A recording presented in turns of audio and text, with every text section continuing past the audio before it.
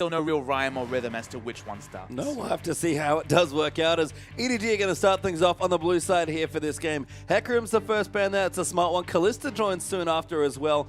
We actually do have a LeBlanc there, banned for King. Almost always banned against Pawn. And he hits another ban as well with Azir. Blue side Hecarim ban, so amazingJ not going to be picking up his most known champion. I think he actually ended up playing more Gnar than Hecarim by the end of the split, but definitely was a pioneer on that Hecarim top. Was indeed an amazingJ. Pioneered quite a few things in the top side, was one of the best looking players of his old team, Energy Pacemaker, of course, who no longer playing in the LPL this particular season. And we're at the last ban through here for EDG. We've always seen strong picks and bans from this side, and with a new lineup here, especially at least for game number one, be curious to see what else they can mix into the roster, as Vladimir is actually the final ban. Feels like King are almost priced into 3 mid lane bans. Cassiopeia makes it through picks and bans, not even the skill matchup of Azir available. You have to say the RekSai looks pretty tasty though, so might have to be the first pick, but not many answers to Cassiopeia, as amazingJ, another one of our analysts, Spawn smiling somewhere. But RekSai, you think you have to pick it up as the first pick? I think so too, but look, amazingJ having some fun, smiling here in his first game on top talent here in China on EDG. Has played Garen last season in competitive, so don't write it off just yet, but it is going to be RekSai first pick for clearlove. And you know he wants to debut something. Teleport, Ignite, Hecarim, outside of just a few teams in the world, kind of left the scene. It's all about Teleport Smite now, so he needs to really debut something different as Cola flashes the game. Yeah, there's a Teemo hovering there as well. King going to consider a couple other picks. Maokai actually already locked in for Cola, and Gragas would be a fine answer in the jungle for Huey. A lot of power coming through with the first 2 picks. Maokai very reliable. Cassiopeia is really tantalizing as a pick that's available. I'm sure Pawn plays it. Don't know much about Korn. I think he played it a couple of times. It wasn't really one of his core champions. He had real peaks and troughs of performance, did Korn. Was really trying to push it a bit too far with champions like Lux that he really never managed to look convincing on. When he played the standard, his Ahri in particular was very impressive. Yeah, Korn's got a really weird champion pool. It's sort of Orianna, Ahri, which are 2 different champions. LeBlanc sort of in the middle there as well. But I'm worried about Deft and Mako getting Annie and Sivir in That's this game. true, but Sivir is going through. Fizz might actually be the selection. Is locked in there. And that could be amazingJ's Fizz as well. He actually does have it in his last 5 picks. I don't know, but it's too suspicious, right? Why do you pick Fizz blind pick early? We know Pawn loves this champion, plays so much Fizz. Even when it doesn't fit the comp, he's like, I'm picking Fizz, guys. It seems to be his way, but it's suspicious to see it that early in the picks of bans. It is indeed, and I don't think we got a talent game from him last season, but we did get a couple Fizz games, including one we that he can't complain about too on. much. There was no Shaco, but everything else was around. That's true. There was some Vegas happening. We got some Dravens as well coming in for Crystal. All sorts of shenanigans here in the LPL as King going to select their next 2 picks. It is Nautilus solution, probably for the bottom lane. Waiting to see what's left. It's actually quite a big question mark. amazingJ showing the Teleport Smite, so I guess we don't know whether to expect a top lane Smite Fizz. It's possible. It is. Yeah, a lot of questions and no real answers at this present point. They're flashing the Morgana. Could be a Morgana mid for all we know. Annie is available. Be very surprised to see them not go for Sivir. Oh my god. It's there. Varus gets locked in there. That's a champion for Deft from a long time ago, It's not a but champion it's for not Deft. a champion for Deft. Exactly. No. That's Pawn's champion, I guess, as Morgana might be able to round things out. Gonna take a bit more time to breathe here. I wonder what Mako's gonna do. I assume he's gonna lock in this Morgana here. Wants a bit more protection for these double carries, but that's a Varus there as their last pick. I love the fact that, I mean, Morgana, even though she's super flexible at this point, I has to be going support, you'd imagine. Everyone else kind of nebulous. It's gonna be Varus mid. Unicorns of Love, of course, famously played this in the EULCS finals. Very, very strong with the buffs towards the arrow, the Q. Much shorter cooldown, because when you're channeling it, the cooldown reduction is already affecting at that point.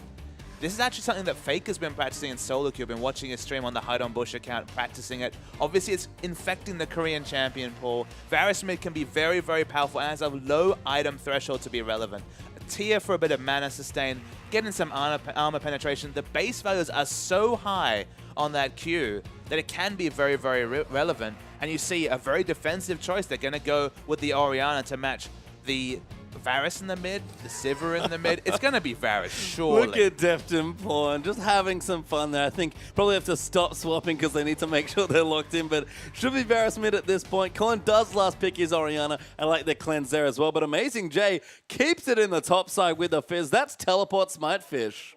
And that was the second most likely thing. I guess clearlove doesn't really feel like a Fizz jungle player, although his Nidalee was quite decent, so who's to say? clearlove will not be questioned. Yeah, but Fizz literally doesn't farm the jungle very well. True. He really can only gank and then just be a bit sad when it comes to the jungle, especially now the AP changes have come through and you can't really go for the same on-hit build with the same levels of power. But this is a crazy draft from EDG. This is actually the same matchup that Tatai picked into and just destroyed Maokai. Now, usually you'd want Ignite, actually. Teleport Ignite would be more reliable, but obviously going to be picking up a jungle item as far as we can tell. Pawn in the mid lane. This is a champion that could really see some play. Yep. It's very similar to AP Kog'Maw in the fact that those max range arrows are off the vision chart. You don't even see them coming unless you have a lane ward, so they can be super powerful. Very defensive supporters. Annie available, but not selected by Mako. I think just needs to protect some of these squishy carries. There's lots of diving that's going to be coming in. I actually love that the Sivir complements the Varus as well. EDG, it looks strange, but it's really smart drafting. And honestly, clearlove needs to go full clearlove. We coined the clearlove as going Cinderhulk and buying lots of health. He's the only one who can do it. Well, we'll see if they can do it because Varus is in the house. Let's get into game number 1.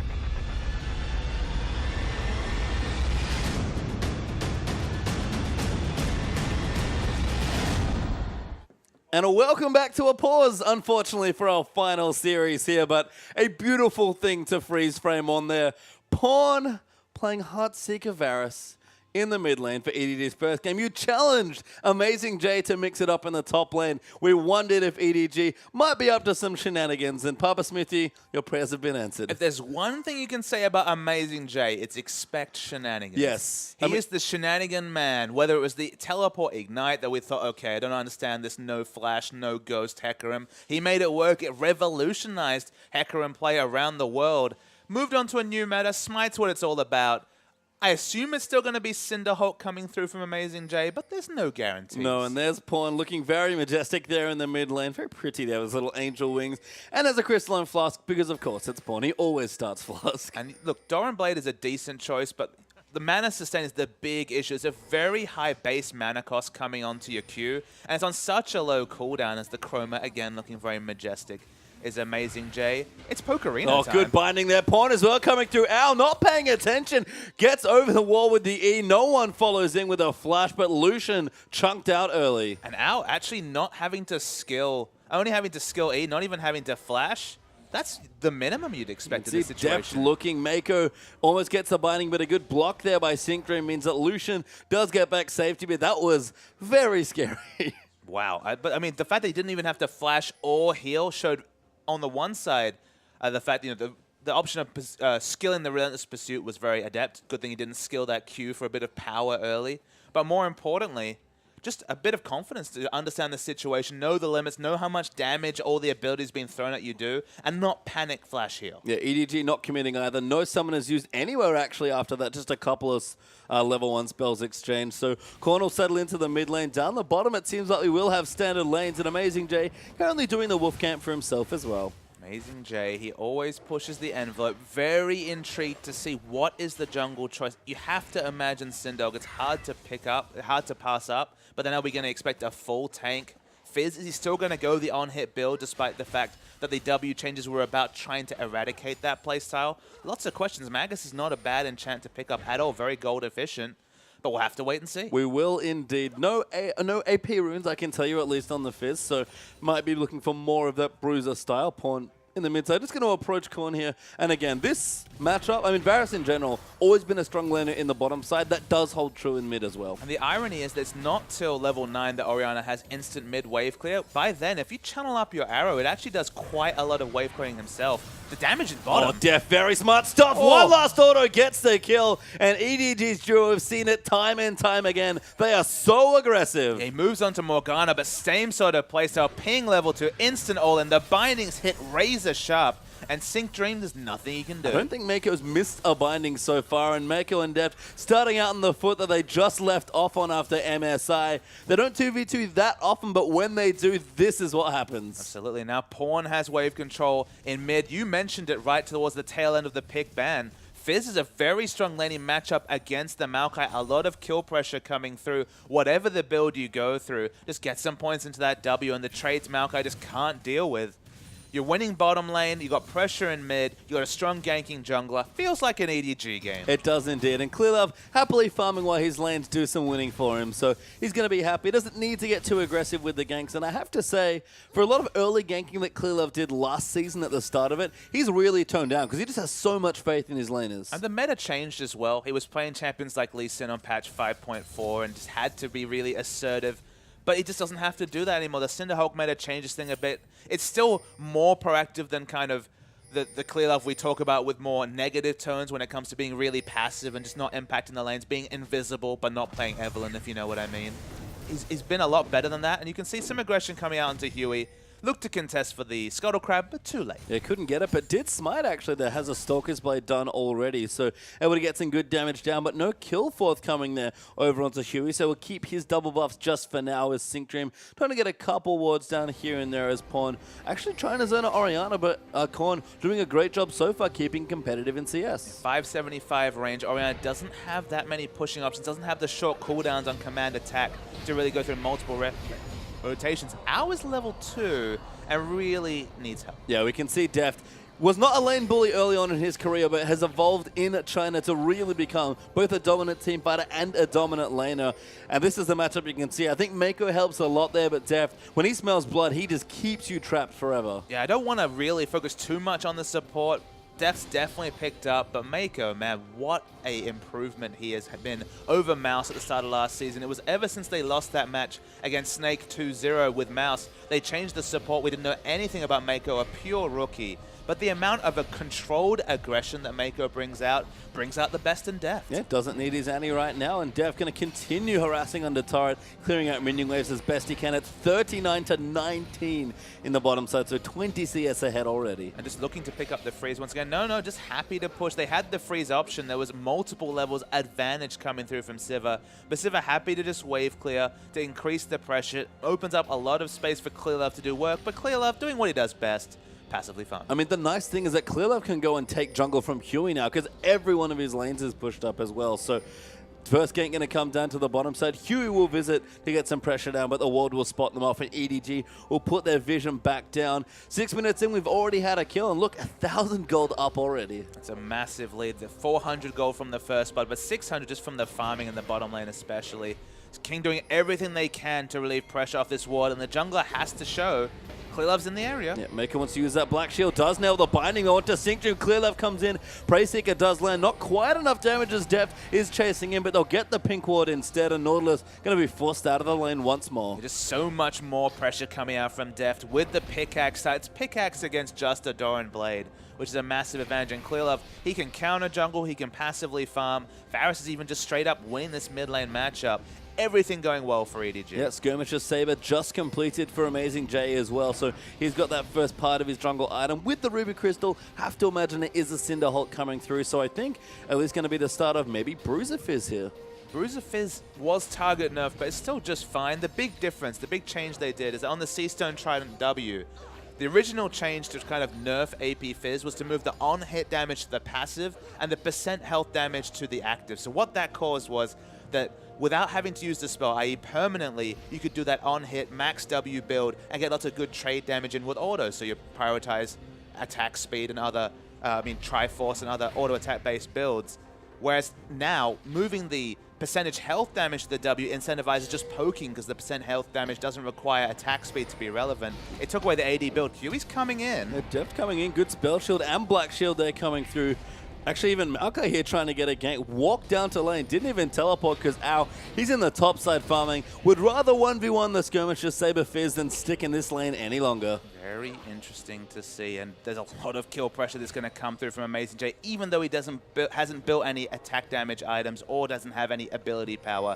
I don't think he's been Sin, so he's lying and lining up his praise. Only level 4. Yes, amazingJ's level 7. Does have the ulti. Now level 5, but that might not be enough here at this stage. Lucian has to be careful sticking the creep wave, and amazingJ buys enough time but decides it's not worth the brush gang and just goes back to farming. And just to complete the thought on the change to Bruiser Fizz, with the changes now, because you don't have permanent on-hit damage, now that on-hit damage is only during the, I believe, 5-second uptime on the Seastone Trident, you just get less of that on-hit damage in, therefore you do less trade damage, it really promotes the burst playstyle with AP rather than the AD, but it doesn't completely trivialize Bruiser Fizz. No, I mean, Fizz is just so sticky and so annoying that you can just get on a carry and make their life miserable, especially with Skirmisher Saber acting as almost a mini exhaust pawn.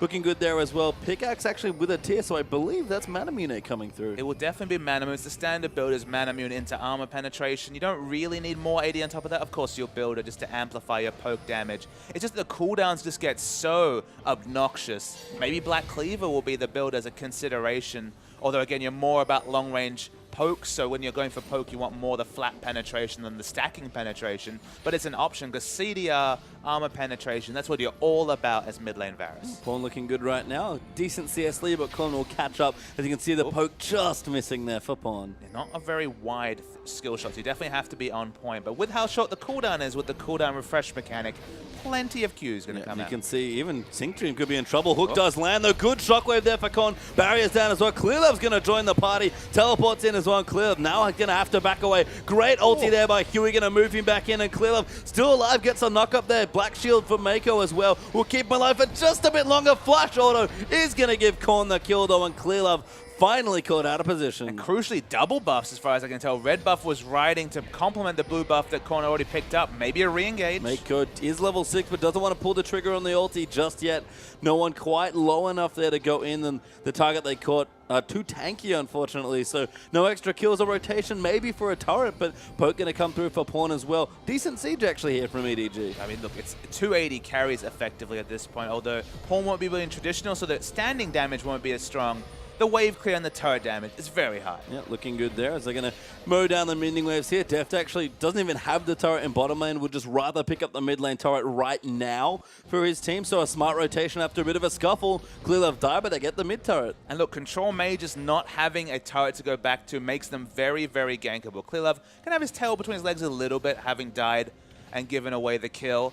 Is still going to have many, many angles to burrow in as RekSai to look for the kill in mid. Between the knock-up on the unburrow and the Chain of Corruption coming through from Pawn, there's a lot of kill pressure onto this Orianna. You see Lucian still up here as well, but amazingJ still ahead by 2 levels here, so Lucian does have to respect the all-in potential from the Fizz.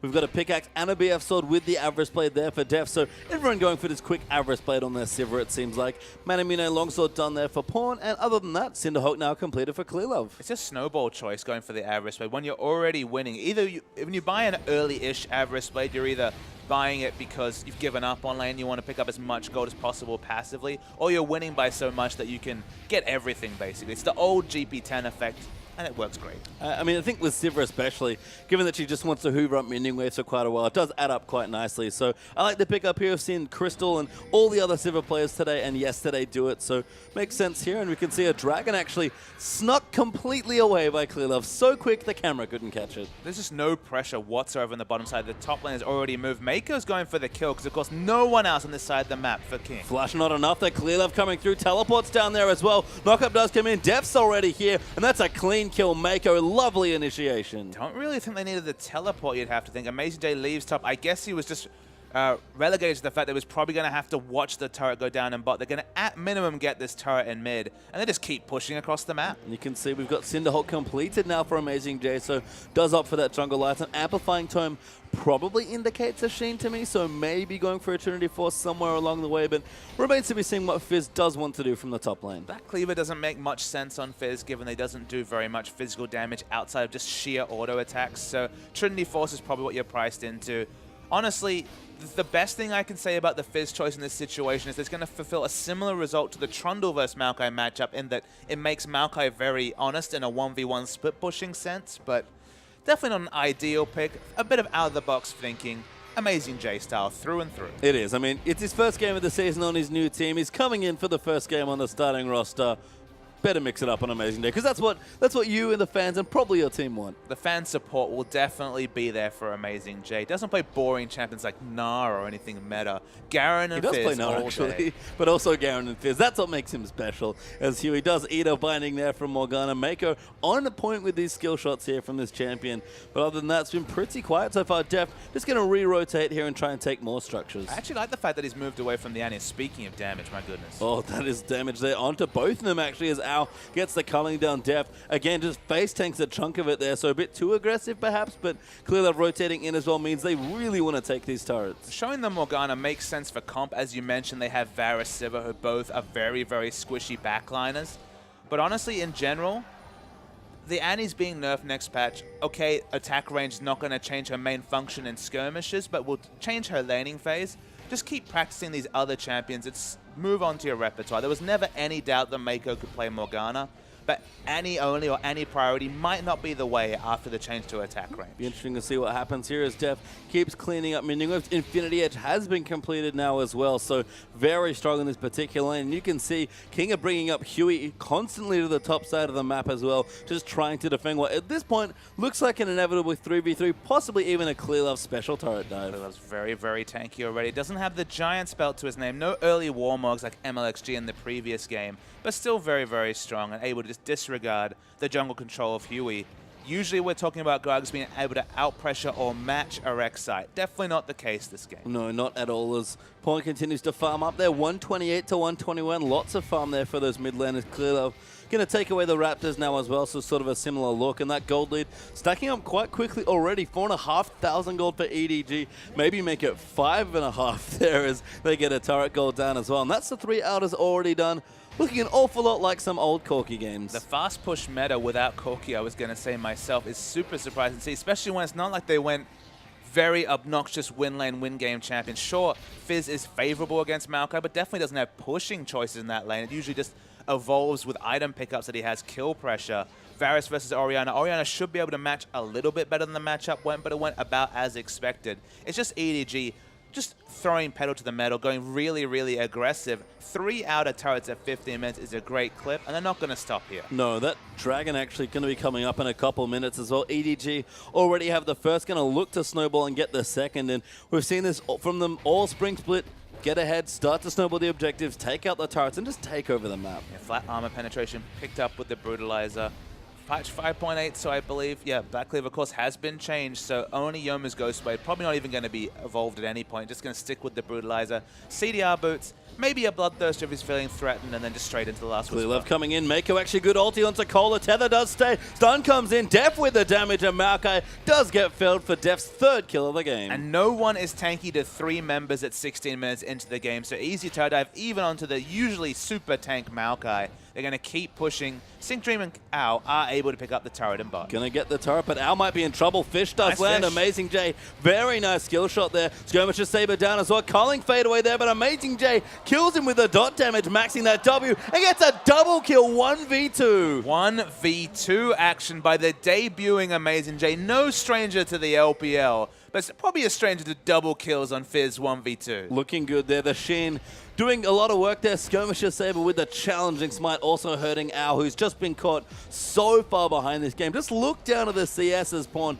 almost takes away a mid turret for himself as well. Pawn, by the way, usually roaming with his team, just happily farming in the mid so far, has not left. And look, there's been no time in the last few months where you haven't been excited to be an EDG fan. Suddenly seeing an impressive performance on a new pick like amazingJ on Fizz, more reasons to get excited for EDG, because if they can be strategic about how they play their 2 top-tier top laners, which amazingJ still has to prove to some degree, but has always had the potential to evolve into a very strong top laner, more flexibility for a team that's already excelled on the world stage is an exciting place to be. It is indeed, and I think growing that team into a squad is the important thing for EDG. We saw some of their subs, we saw you play. Things are a bit different now, so solidifying that roster, giving them more options, and honestly just giving your players potentially time for breaks, especially if Pawn maybe gets hopefully doesn't get injured again. There's some skill shots coming through, but Deft and Mako sit on top of a wall. They'll clear it out, because Dragon, it's back alive. Dragon's alive. I just don't know how you can fight for it if your king is 6,500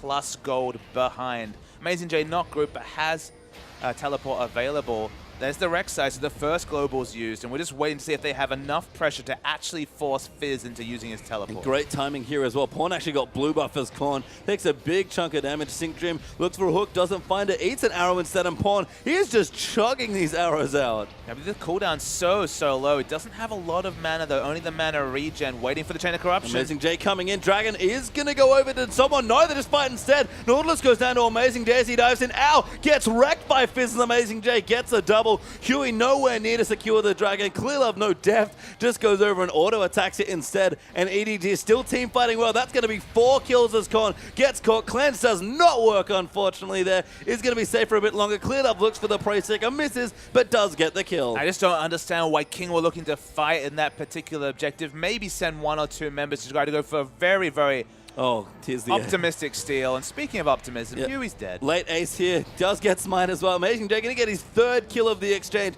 as that dot damage doesn't even dive in. It's just so much work. When they announced amazingJ on the roster, you saw the reason for it. It's a bit more flexibility. I think the first reaction had to be a bit of, puzzlement. Korra's very, very good, and amazingJ's team was bad, but he always had those flashes of brilliance, and it's often been the case that players can step up from teams that aren't performing well and just play with so much more confidence and ability when they can really take the shackles off on a top team like EDG, and amazingJ's fitting in just fine. He is, and as I said, the thing that he does bring over Korra is more of that carry potential. Korra can play Castan, he can play Hecarim, but he's mostly on Maokai, Nas, sometimes Rumble duty, very utility, team fight focused. amazingJ brings the top Fizz, plays the Garen. He's more of a carry style player. He was that on Energy Pacemaker last season, and maybe here again on EDG. I won't quite go to your extent, 'cause I believe Korra is a very strong carry player.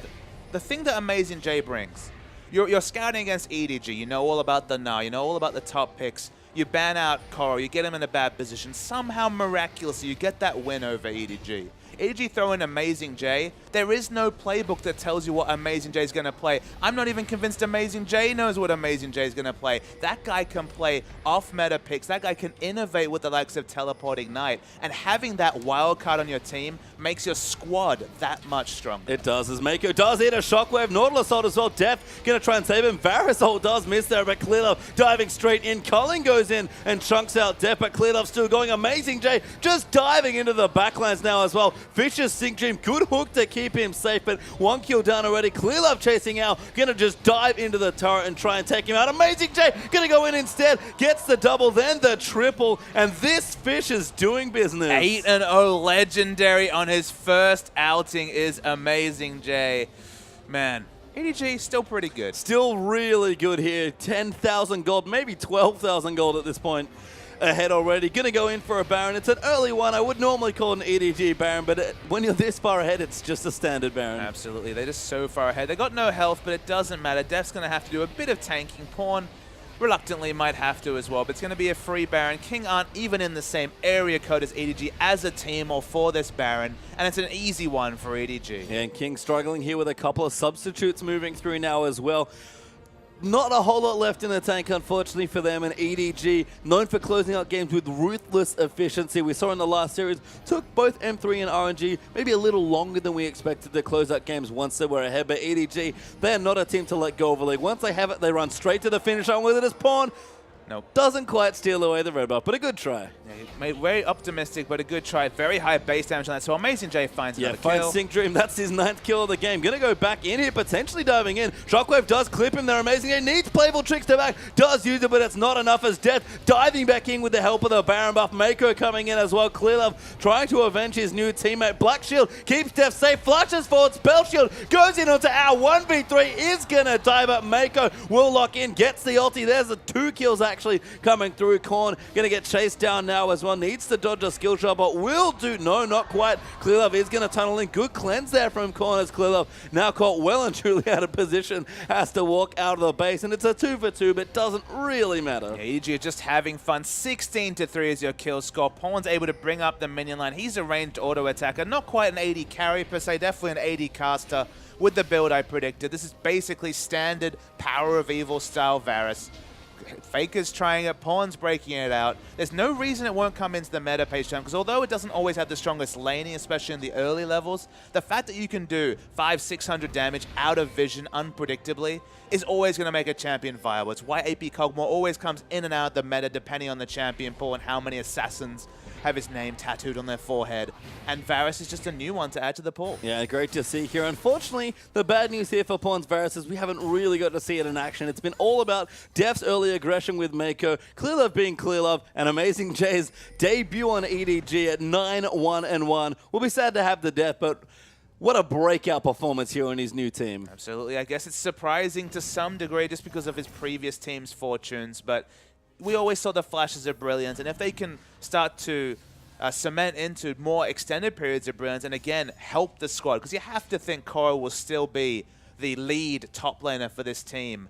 It's just another thing. Adding squad League of Legends to what was already a winning 5 is impressive. Yeah, Mako goes down there to Cole. A bit of a missing edge by EDG. Pawn, good ulti there onto Huey, lands in, and that's going to be another kill. Kola going to go down. That's 2 actually now, as it's 2 for 1. amazingJ diving in once out. Going to try and find him, just missing, I believe, with the Urchin Strike getting out of range. Double kill though for Sivir. Korn maybe going to get dove as well. Pawn doing massive damage. amazingJ dives into the backline with the playful Trickster. That's 4 kills for 2. The jungler and support dead, but EDG just keep the train rolling. Double 80 carries, so the turrets will fall very, very quickly. 24 minutes into the game. It's actually surprising that the fact that the death time is quite as long as they are, but it's going to be at minimum an inhibitor turret for EDG. I think the death timers have more to do with just how many kills they're getting consecutively. Inhibitors not fall, but the bottom lane inhibitor turret will go with it. Dragon is back alive. If that's something EDG decide they also need in this game, but you look down the inventories on the left and there are so many items in them. And that's just the reality. Staggered death time was the reason why we see some of them looking a bit longer. The fights are just going, they're not fights, let's be real. It's just skirmishes happening between very, very powerful, 2,000 gold on average ahead. I mean, 16,500 gold is the lead. It's just disgusting. It is disgusting, and EDG picking on where they left off at the start of the season here. Maybe with some new picks, a new player in there as well, but still looking just about the same sort of team. All class, all hype, and well deserved after their victory at MSI, looking good in their first game of the LPL, or their new LPL season. And I can only speculate from a King perspective. Maybe it's a visa issue, because of course the 2 Korean players, very notable, aren't in. From what I understand, this roster and these whole changes by the Royal Organization came quite late into the picture, so maybe they're just not ready to go at this point. But look, EDG's maybe not the best acid test for a team first up. I mentioned it before. Like, they were always going to get outclassed whatever lineup they fielded, I would speculate. There's going to need to be more time to cement. It'll be interesting to see if this is the same roster for King 2 weeks from now. Yeah, well, indeed. Maybe even the next game, depending on who is available to play. But right now, it is all EDG all the time. Deft is on some sort of solo mission down in the bottom side because he doesn't have too much to worry about with plenty of good wards. amazingJ has a Blade of the Ruin King because sure, why not? He's a Jax player. He wants to go the Jax build. It's the old Trinity Force into Blade of the Ruin King build. That part's very standard about top lane Fizz. The Smite, that's new. The fact that it's still being played after the changes, that's new as well. But it's still very, very effective. Yeah, making it work here. 11-1-1. That and him looking to fall down here. Deft aggressively forward. Point even going to come in. In fact, he's not even auto-attacking. He's busy trying to poke people with his Q. With a short cooldown with CDR boots, there's no real need to auto-attack. Deft will do all the heavy lifting on that one. And it's just arrow after arrow. Yeah, Pawn going to fire them in here. One hell of a siege going to be set up now by EDG. And they might even just dive in. Binding almost hits their big poke there into Pawn. They are going to try and fight World King, but Huey far too low already as Deft gets himself his 6th kill of the game. amazingJ tries to launch a fish at Al, but he does escape it. But they're going to tank up the turret. Shockwave is available, but too hard to try and get a kill here. Everyone's scattered out nicely, and that's another inhibitor down. Shockwave's a complete non-factor. There's no second AP item when the damage really starts going, or the utility. Caught between a Luden's Echo and just a Death Cap with those 2 purchases, the Blasting one and the Aether, where King are just watching, King are watching the clock, and there's nothing they can do. They're dragging up in a minute 10. Flash forward there by Korn. Signals the end of the game as King. I think a timely surrender there at the stage of the game. It wasn't quite over, but apart from the formality, it was effectively over. Extra time, the game was over at 8 to 9 minutes. EDG completely walked all over this King lineup. The newly formed King lineup, not the lineup we expected, not quite Star on World Cup as we'd intimated. I think it'll get there eventually. I can only speculate as to why Insec is not playing, why Zero is not playing. I guess it makes sense if Insec and Zero are not available, why field Name? You might as well go for a complete bottom lane matchup that have been practicing in scrims, solo queue on the sister team as far as I know. Name will come back into the team. Those stars will get there. But for now, King dismantled by EDG. And EDG, I don't even know if that was a dismantling. That was just brute force in all the lanes. Deft showing the same aggression he had last season. amazingJ going off on a Fizz and Pawn, having some fun on the Varus. EDG looking in form from MSI, but don't go too far away. When we return, our last game and some more shenanigans will return. Fans from this side, and with a new lineup here, especially at least for game number 1, be curious to see what else they can mix into the roster, as Vladimir is actually the final ban. Feels like King are almost priced into 3 mid lane bans. Cassiopeia makes it through picks and bans. Not even the skill matchup of Azir available. You have to say the RekSai looks pretty tasty though, so might have to be the first pick, but not many answers to Cassiopeia as amazingJ, another one of our analysts, spawned smiling somewhere. But RekSai, you think you have to pick it up as the first pick? I think so too, but look, amazingJ having some fun, smiling here in his first game on top talent here in China on EDG. Has played Garen last season in competitive, so don't write it off just yet, but it is going to be RekSai first pick for clearlove. Still no real rhyme or rhythm as to which one starts. No, we'll have to see how it does work out as EDG are going to start things off on the blue side here for this game. Hecarim's the first ban there. It's a smart one. Kalista joins soon after as well. We actually do have a LeBlanc there, the ban for King. Almost always banned against Pawn, and he hits another ban as well with Azir. Blue side Hecarim ban, so amazingJ not going to be picking up his most known champion. I think he actually ended up playing more Gnar than Hecarim by the end of the split, but definitely was a pioneer on that Hecarim top. Was indeed an amazingJ. Pioneered quite a few things in the top side, was one of the best looking players of his old team, Energy Pacemaker, of course, who no longer playing in the LPL this particular season. And we're at the last ban through here for EDG. We've always seen strong picks, and I think we got a talent game from him last season, but we did get a couple Fizz games, including one we that he can't complain hard about carried too on. much. There was no Shaco, but everything else was around. That's true. There was some Vegas happening. We got some Dravens as well coming in for Crystal. All sorts of shenanigans here in the LPL as King. Gonna select their next two picks. It is Nautilus Solution, probably for the bottom lane. Waiting to see what's left. It's actually quite a big question mark. amazingJ showing the teleport smite, so I guess we don't know whether to expect a top lane smite Fizz. It's possible. It is. Yeah, a lot of questions and no real answers at this present point. They're flashing the Morgana, could be a Morgana mid for all we know. Annie is available. Be very surprised to see them not go for Sivir. Oh Annie, my god. it's there. And you know he wants to debut something. Teleport, Ignite, Hecarim, outside just a few teams in the world, kind of left the scene. It's all about Teleport Smite now, so he needs to really debut something different as Cola flashes the game. Yeah, there's a Teemo hovering there as well. King going to consider a couple other picks. Maokai actually already locks in for Cola, and Gragas would be a fine answer in the jungle for Huey. A lot of power coming through with the first two picks. Maokai very reliable. Cassiopeia is really tantalizing as a pick that's available. I'm sure Pawn plays it. Don't know much about Korn. I think he played it a couple of times. It wasn't really one of his core champions. He had real peaks and troughs of performance, did Korn. Was really trying to push it a bit too far with champions like Lux that he really never managed to look convincing on. When he played the standard, his Ahri in particular was very impressive. Yeah, Korn's got a really weird champion pool. It's sort of Orianna, Ahri, which are two different champions. LeBlanc sort of in the middle there as well. But I'm worried about Deft and Mako getting Annie and Sivir in that's this game. true, but Sivir is going through. Fizz might actually be the selection. Is locked in there. And that could be amazingJ's Fizz as well. He actually does have it in his last 5 picks. I don't know, but it's too suspicious, right? Why do you pick Fizz, blind pick early? We know Pawn loves this champion, plays so much Fizz. Even when it doesn't fit the comp, he's like, I'm picking Fizz, guys. It seems to be his way, but it's suspicious to see it that early in the picks of that. It is indeed, and I don't